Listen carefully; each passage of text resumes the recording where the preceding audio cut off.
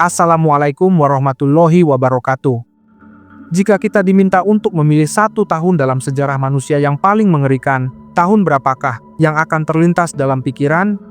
Banyak yang mungkin menyebut 347 Masehi, saat maut hitam, Black Death, melanda Eropa, atau 1918 Masehi, tahun puncak flu Spanyol, atau kesengsaraan global yang ditimbulkan oleh pandemi COVID-19. Namun, para sejarawan dan ilmuwan yang mempelajari arsip alam dan catatan kuno telah menunjuk pada satu tahun yang melampaui semua kesengsaraan tersebut, yakni tahun 536 Masehi. Tahun 536 Masehi bukanlah sekadar tahun yang buruk. Itu adalah gerbang bencana yang tak terduga. Sejarawan Harvard, Michael McCormick, dengan lugas menyebut periode ini sebagai awal dari salah satu periode terburuk untuk hidup. Klaim ini didukung oleh temuan ilmiah modern yang mengungkapkan bahwa serangkaian bencana iklim, kelaparan, dan wabah yang dipicu pada tahun 536 Masehi telah mengubah tatanan geopolitik, ekonomi, dan demografi dunia secara mendasar. Bencana ini, menurut skala sejarah, menjadikan pandemi COVID-19 terasa tidak ada apa-apanya dibandingkan penderitaan yang dialami peradaban belahan bumi utara pada saat itu. Narasi ini akan menguak bagaimana sains modern memverifikasi bagaimana bencana iklim tunggal ini secara definitif mengantar dunia ke dalam abad kegelapan awal. Sebelum bencana menghantam, paruh pertama abad ke-6 Masehi didominasi oleh dua kekuatan adidaya yang saling bersaing, yaitu Kekaisaran Romawi Timur, Bizantium, dengan Konstantinopel sebagai ibu kota yang gemerlap, dan Kekaisaran Sasania di Persia. Pada saat itu, Kekaisaran Bizantium berada di bawah kekuasaan Kaisar Justinian I yang memerintah antara tahun 527 hingga 565 Masehi. Justinian memiliki ambisi monumental yang dikenal sebagai Renovatio Imperii atau restorasi kekaisaran. Dia berupaya keras untuk merebut kembali wilayah barat Kekaisaran Romawi yang telah hilang. Sebuah program restorasi besar yang memerlukan stabilitas politik, sumber daya finansial yang melimpah, dan pasokan makanan yang terjamin untuk membiayai kampanye militer yang mahal. Secara tradisional, periode setelah runtuhnya Romawi Barat sering disebut zaman kegelapan, karena adanya penurunan budaya dan berkurangnya catatan tertulis. Namun, peristiwa yang dimulai pada tahun 536 Masehi memberikan definisi baru pada istilah kegelapan tersebut. Ini bukan hanya tentang kemerosotan politik dan sosial. Ini adalah kemerosotan lingkungan global yang menenggelamkan peradaban di belahan bumi utara. Krisis ini secara resmi memicu Late Antique Little Ice Age, sebuah periode pendinginan yang panjang. Bencana iklim yang dimulai pada 536 Masehi dan diikuti oleh wabah pada 541 Masehi, secara langsung menghancurkan kapasitas Bizantium untuk mempertahankan proyek restorasi Kekaisaran Romawi. Kekuatan alam yang tak terduga ini menghantam tepat di jantung stabilitas ekonomi dan militer Bizantium, dan secara efektif mengakhiri mimpi Romawi bersatu kembali. Pada bulan Maret 536 Masehi, di seluruh wilayah Mediterania hingga Eropa Utara, fenomena aneh mulai terjadi. Langit berubah, matahari yang merupakan sumber kehidupan dan penentu musim tiba-tiba meredup. Procopius, seorang sejarawan terkemuka Bizantium, mencatat dengan cermat kondisi yang mencekam di Konstantinopel. Dia menulis bahwa matahari memancarkan cahayanya tanpa kecerahan, dan itu terlihat sangat menyerupai matahari saat gerhana, karena sinar yang dipancarkan tidak jernih. Fenomena ini berlangsung lama. Ini bukan gerhana biasa, melainkan seludung debu atmosfer yang tebal yang menghalangi radiasi matahari. Kesaksian yang lebih mengerikan datang dari John of Ephesus, seorang uskup dan sejarawan Syria yang hidup pada tahun 536 Masehi. Dia menggambarkan keputusasaan yang dirasakan masyarakat seolah-olah tatanan kosmik telah runtuh. John mencatat bahwa setiap hari, matahari bersinar selama sekitar 4 jam dan tetap saja cahaya ini hanya bayangan yang lemah. Semua orang menyatakan bahwa matahari tidak akan pernah mendapatkan cahaya penuhnya lagi. Deskripsi ini menunjukkan bahwa orang-orang pada saat itu menafsirkan peristiwa tersebut bukan hanya sebagai bencana alam, melainkan sebagai pertanda kiamat atau penghukuman ilahi. Setelah langit meredup, konsekuensi iklim global yang ekstrem segera menyusul. Suhu anjlok secara drastis. Berbagai laporan mencatat anomali yang belum pernah terjadi. Salju dilaporkan turun di musim panas di beberapa belahan dunia, sebuah kejadian yang sangat tidak lazim. Di Eropa, suhu musim panas pada 536 Masehi turun sedalam 2,5 derajat Celcius di bawah normal. Pendinginan yang tiba-tiba ini menghancurkan siklus pertanian, tanaman membeku dan gagal panen terjadi di mana-mana, memicu kelaparan massal yang meluas. Hilangnya panen yang tiba-tiba ini adalah pukulan awal yang melumpuhkan masyarakat yang bergantung pada surplus makanan untuk bertahan hidup di musim dingin. Selama berabad-abad, fenomena kegelapan tahun 536 Masehi diperlakukan sebagai misteri historis. Namun, ilmu pengetahuan modern melalui analisis geologis telah mengkonfirmasi dan mengukur bencana ini. Hipotesis ilmiah yang dominan menyebut fenomena 536 Masehi sebagai volcanic winter atau musim dingin vulkanik. Bencana ini disebabkan oleh setidaknya 1 atau mungkin 3 letusan gunung berapi besar yang terjadi di belahan bumi utara. Letusan tersebut menyemburkan sejumlah besar partikel sulfur yang dikenal sebagai aerosol sulfat ke lapisan stratosfer bumi. Aerosol ini menciptakan selubung debu masif yang berfungsi sebagai tirai raksasa yang efektif memantulkan radiasi matahari kembali ke ruang angkasa. Akibatnya, jumlah sinar matahari yang mencapai permukaan bumi berkurang drastis menyebabkan pendinginan global yang cepat dan berkepanjangan. Bukti ilmiah yang mendukung hipotesis volcanic winter berasal dari cincin pohon dan inti es polar. Bukti pertama yaitu dengan analisis dendrokronologi atau cincin pohon. Ilmuwan yang mempelajari dendrokronologi seperti Mike Bailey dari Queen's University Belfast, Irlandia, menganalisis cincin pertumbuhan pada pohon ek Irlandia kuno. Cincin pohon bertindak sebagai catatan iklim tahunan. Analisis ini menunjukkan pertumbuhan yang sangat sedikit pada kayu ek Irlandia di tahun 536 Masehi dan penurunan tajam lainnya pada 542 Masehi. Pertumbuhan yang terhambat ini secara meyakinkan mengkonfirmasi betapa ekstrem dan dinginnya musim tanam di tahun 536 Masehi. Bukti yang kedua yaitu dengan menganalisis kronologi inti es polar. Bukti yang paling tak terbantahkan berasal dari analisis inti es yang diekstrak dari gletser Greenland dan Antartika. Lapisan es ini memerangkap bahan kimia dan debu dari atmosfer ribuan tahun yang lalu. Inti es menunjukkan deposit sulfat yang substansial di sekitar tahun 536 Masehi. Deposit asam ini adalah bukti dari kimia letusan gunung berapi yang masif. Penelitian modern, termasuk studi yang melibatkan sejarawan Michael McCormick dan ilmuwan iklim menggabungkan data inti es dan artefak untuk mengkonfirmasi penanggalan letusan awal pada akhir 535 Masehi atau awal 536 Masehi. Meskipun bukti sulfat jelas, sumber pasti letusan 536 Masehi masih diperdebatkan. Spekulasi awal, termasuk Gunung Rabaul di Papua Nugini, kemudian ditolak berdasarkan penanggalan yang lebih akurat.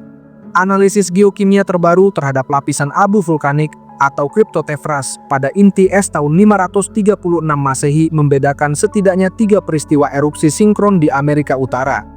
Salah satunya dikaitkan dengan Tephra Monocraters di California Timur Laut dan 2 lainnya kemungkinan berasal dari Aleutians Timur atau Northern Cordilleran Volcanic Province. Penemuan bahwa setidaknya ada 3 letusan sinkron yang berkontribusi pada bencana ini menunjukkan bahwa 536 Masehi adalah hasil dari aktivitas geologis ekstrim yang hampir bersamaan. Meningkatkan skala cerita dari bencana lokal menjadi malapetaka, mengingat dampak terbesar terlihat di Eropa dan Mediterania.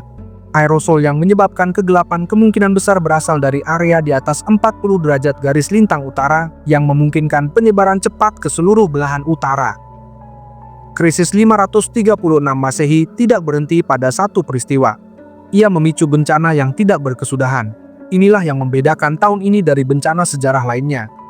Pertama, pukulan ganda dan pendinginan berlarut-larut. Jika dampak letusan awal 536 Masehi tidak cukup menghancurkan, tahun-tahun berikutnya membawa pukulan yang lebih keras. Analisis inti es dan cincin pohon mengkonfirmasi adanya letusan vulkanik besar kedua pada tahun 539 atau 540 Masehi. Letusan kedua ini menyebabkan suhu musim panas turun lebih jauh, mencapai 2,7 derajat Celcius di bawah suhu normal di Eropa. Pukulan ganda ini memastikan bahwa periode kelaparan dan kesulitan diperpanjang, membuat populasi tidak sempat memulihkan cadangan makanan, ekonomi, dan kesehatan mereka. Kedua, Late Antique Little Ice Age. Bencana ini melampaui musim dingin vulkanik beberapa tahun. Krisis iklim 536 Masehi dan 539 Masehi secara resmi memulai Late Antique Little Ice Age, sebuah periode pendinginan berkepanjangan yang berlangsung hingga sekitar tahun 660 Masehi. Fakta bahwa iklim yang keras dan tidak stabil mendefinisikan seluruh periode abad ke-8, awal sekitar 124 tahun, menjelaskan mengapa pemulihan peradaban sangat lambat. Pendinginan jangka panjang ini tidak hanya menyebabkan kelaparan kronis, tetapi juga memicu migrasi suku-suku yang mencari lahan yang lebih hangat dan subur, yang pada gilirannya menyebabkan konflik dan ketidakstabilan militer yang lebih besar di perbatasan kekaisaran. Kehancuran panen, kelaparan kronis, dan pendinginan inilah yang mengunci dunia ke dalam zaman kegelapan. Setelah 5 tahun kelaparan dan kesulitan iklim, masyarakat belahan utara berada dalam kondisi yang sangat rentan. Pada tahun 541 Masehi, datanglah bencana biologis yang paling ditakuti, yaitu wabah Justinian. Pertama, kedatangan kematian. Wabah Justinian tiba di Mesir Romawi pada tahun 541 Masehi, menyebar dengan cepat melalui jalur perairan perdagangan Mediterania dan mencapai Konstantinopel pada tahun 542 Masehi. Wabah ini dinamai dari Kaisar Justinian I yang selamat setelah terjangkit penyakit tersebut di tengah puncak epidemi. Penelitian modern khususnya sejak tahun 2013 mengkonfirmasi bahwa wabah ini disebabkan oleh Yersinia pestis, bakteri yang sama yang bertanggung jawab atas Black Death pada abad ke-14. Ini adalah kasus pertama pandemi pes yang tercatat secara global. Kedua, sinergi bencana yang sempurna. Para sejarawan dan peneliti ilmiah berpendapat bahwa wabah pes ini menemukan populasi yang telah sangat lemah. Kelaparan dan tekanan ekonomi akibat gagal panen berkepanjangan yang dipicu oleh musim dingin vulkanik dari tahun 536 sampai 540 Masehi telah menyebabkan malnutrisi dan stres sosial yang meluas. Ketika wabah Justinian tahun 541 Masehi tiba, ia menjadi pukulan penutup. Pada puncaknya, wabah ini menewaskan sekitar 1/5 dari populasi Konstantinopel dan menyebar ke setiap sudut kekaisaran Justinian hingga 543 Masehi. Bencana gabungan iklim dan biologi menghancurkan kekuatan tenaga kerja, mengganggu perdagangan dan mengosongkan kas kekaisaran. Kombinasi bencana yang datang bertubi-tubi tanpa jeda inilah yang membuat periode 536 Masehi hingga 550 Masehi adalah periode terburuk untuk hidup. Kerugian demografis yang masif secara definitif menghambat ambisi Justinian untuk menyatukan kembali kekaisaran Romawi, memastikan bahwa kekaisaran tidak akan pernah pulih ke tingkat kekuatan dan stabilitas populasi seperti sebelumnya. Kekuatan baru dan warisan kegelapan. Pertama, perubahan geopolitik. Melemahnya kekaisaran lama. Kekaisaran Bizantium dan kekaisaran Sasania atau Persia berada di bawah jalur aerosol belahan utara yang menderita kelaparan, kematian, dan gangguan sosial politik yang ekstrim. Keterpurukan kedua kekuatan adidaya ini, baik karena bencana iklim yang berkepanjangan maupun kehilangan demografis akibat wabah Justinian, menciptakan celah geopolitik yang signifikan. Peristiwa ini menunjukkan bahwa perubahan iklim mendadak dapat menjadi kekuatan pendorong utama dalam sejarah peradaban. Iklim yang stabil mendukung kekaisaran lama, tetapi iklim yang tidak stabil dan asimetris membuka peluang bagi kekuatan baru. Kedua, paradoks Jazirah Arab dan kebangkitan besar. Salah satu implikasi paling menarik dari bencana 536 Masehi adalah dampaknya yang tidak merata di seluruh dunia. Sementara Mediterania dan Eropa membeku dan dilanda kelaparan, Jazirah Arab yang secara ekologis lebih di pinggiran justru diberkahi dengan lebih banyak hujan. Peningkatan curah hujan ini yang bertepatan dengan melemahnya musuh bebuyutan mereka di utara, yaitu Bizantium dan Sasania, menciptakan kondisi yang optimal bagi kebangkitan kekuatan Arab. Kehancuran fondasi kekaisaran lama membuka panggung bagi kekuatan baru untuk bangkit di abad ke-7 Masehi. Dengan demikian, bencana iklim 536 Masehi tidak hanya mengakhiri dominasi Romawi, tetapi juga secara dramatis membentuk kembali peta politik global, memfasilitasi kebangkitan Islam. Ketiga, warisan budaya Fimbulwinter. Skala bencana iklim 536 Masehi juga terabadikan dalam warisan budaya. Selain catatan di Mediterania, bencana ini diperkirakan memiliki korelasi dengan mitologi Nordik di Skandinavia. Beberapa peneliti menghubungkan peristiwa musim dingin vulkanik yang berkepanjangan ini dengan konsep Fimbulwinter atau musim dingin abadi.